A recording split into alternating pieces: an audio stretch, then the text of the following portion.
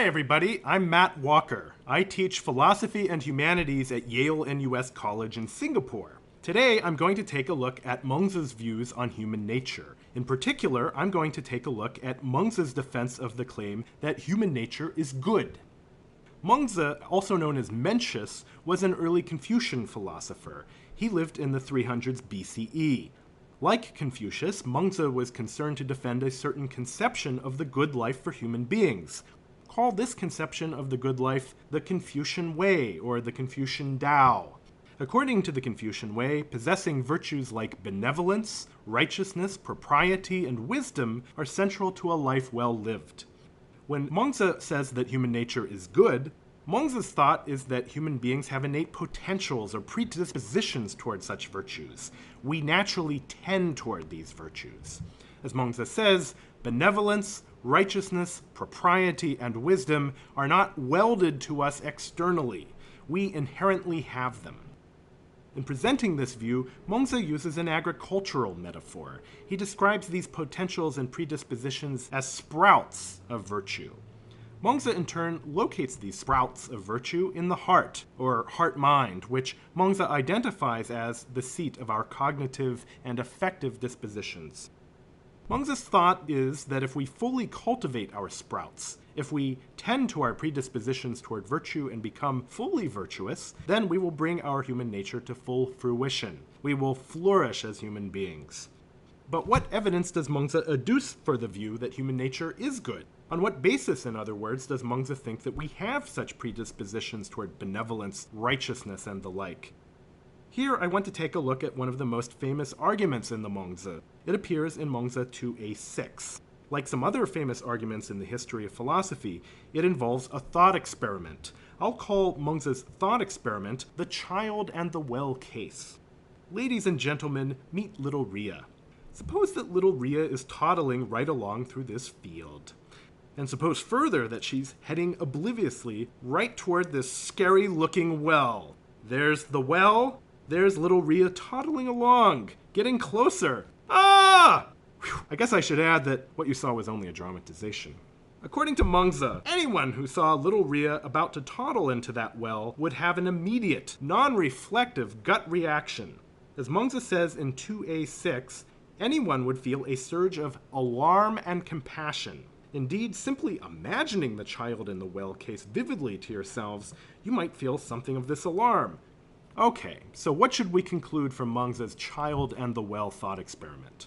According to Mengzi, our non-reflective gut reaction to little Ria's looming danger shows that we have innate predispositions toward benevolence. On Mengzi's view, our response to little Ria's potential disaster is hardwired.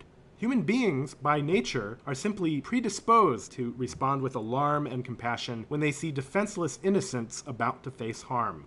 And our alarm and compassion, Mengzi insists, reveals the sprout of benevolence in human nature. To be sure, it doesn't show that we possess the fully developed virtue of benevolence, but Mengzi thinks that it reveals the germ or bud of benevolence, a kind of proto-version of benevolence that can be cultivated to maturity. Mengzi recognizes, however, that one might offer different accounts of our reactions.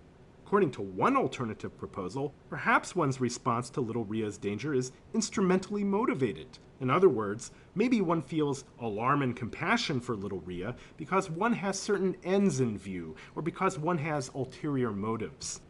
Mengzi, however, rejects this instrumental account.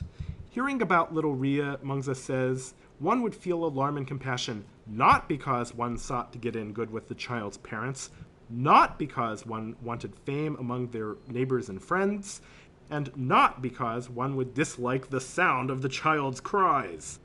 What's important, Mengzi thinks, is that our alarmed and compassionate response is spontaneous and unthinking. That shows that our response emerges without calculation. Still, Mengzi's view of human nature faces another challenge. It seems demonstrably false that human nature is good. If human nature is good, then vice should be rare. We shouldn't often see brutishness, plunder, venality, selfishness, petty tyranny, and other nasty traits. But vice isn't rare. Hence, it might seem Mengzi's view is wrong. Contrary to Mengzi, it might seem human nature is bad. When faced with this kind of challenge, Mengzi's strategy is to get human nature off the hook. If human beings are bad, Mengzi argues, it's not because their nature is bad. Mengzi puts the point this way. As for their essence, human beings can become good. This is what I mean by calling their natures good. As for their becoming not good, this is not the fault of their potential. Or, as Mengzi puts the point elsewhere, it is not the case that only the worthy person has this heart, that is, the heart or sprout of courage. All human beings have it. The worthy person simply never loses it. In other words, Mengzi is fully aware that the world is full of bad human beings, but Mengzi suggests don't blame human nature for such badness. Instead, blame the stunting of human nature for such badness.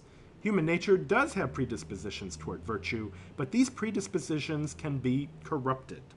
To spell out this response, Mengzi offers a parable, the parable of Ox Mountain, which appears in Mengzi 6a8. Here's Ox Mountain. By nature, it's verdant and woody, and its soil is rich. But if hatchets and axes and grazing oxen and sheep have their day at the vegetation on Ox Mountain, you shouldn't be surprised if the mountain becomes barren. Here, Mengzi holds, there is no reason to think that Ox Mountain is naturally barren. Likewise, Mengzi insists, human beings by nature have predispositions toward benevolence, righteousness, propriety, and wisdom. But if one grows up in a chaotic environment, neglected by narcissistic parents, surrounded by too much money, and free to run wild with impunity, then don't be surprised if one's own good nature similarly loses its capacity to blossom.